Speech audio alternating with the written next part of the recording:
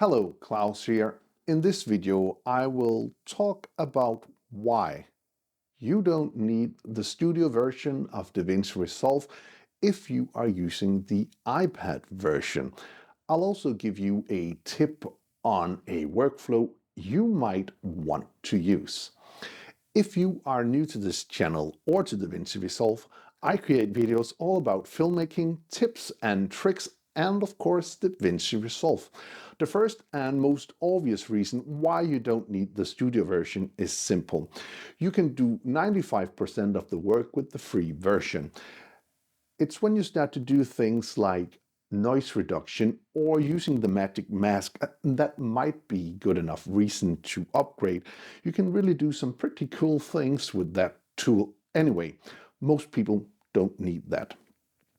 You can use all of the pages in the studio version and in the free version. You're not limited to getting half of the pages. I know that you only get a couple of pages in the iPad version, the color page and the cut page. Of course, there's a way to unlock other pages, and I did do a video all about that. So if you are interested in that, have a look at that video.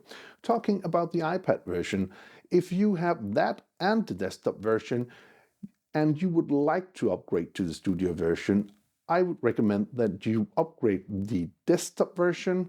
The main reason for that is that the iPad version and the desktop version needs a separate license, and to save yourself a bit of money, that would be the right thing to do.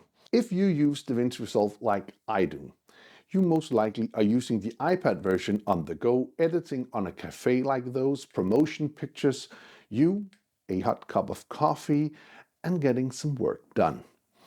What I mean is that you would start your project on the desktop, then maybe you would do part of your editing on the iPad and at the cafe drinking that coffee, and then making the final touches on the desktop version where you have the studio version, so you can finish up with all of those missing features from the free version. When you work between the desktop and the iPad version, it is important to have a great way to store all of your footage. I use a Samsung T5 disk like this, and I can easily have all of my RAW files right here and then work on my desktop and on my iPad without the need of doing proxy files. And making proxy files takes time, so you can again save yourself a bit of time by working on one of these drives.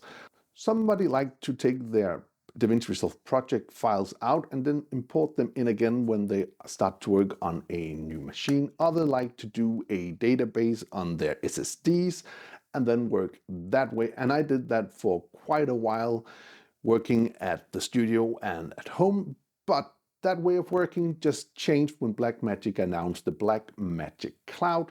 So now you don't have to do all of that database swapping. All your projects are just there when you log into the cloud. And I know the cloud solution isn't free, but it's $5 a month. And in my opinion, that's worth the money. And the cool thing about DaVinci Resolve is you can use it for free. And in the future, when you need to use all of these advanced tools, you can simply upgrade to the studio version. It's a one-time fee, it's $300, no monthly payment, not like that subscription model being used by Adobe. Well, I better stop here, or otherwise this is going to be a totally different video. So that is why you don't need to upgrade to the studio version of DaVinci Resolve if you are using the iPad version. I do hope you found this video useful. If you did, please hit that subscribe button, give the video a like, share it with your friends if you think it would help them out. And if you want to be notified every time there's a new video on this channel, hit that bell icon down on the corner. Until next time, keep filming, keep learning, and keep sharing.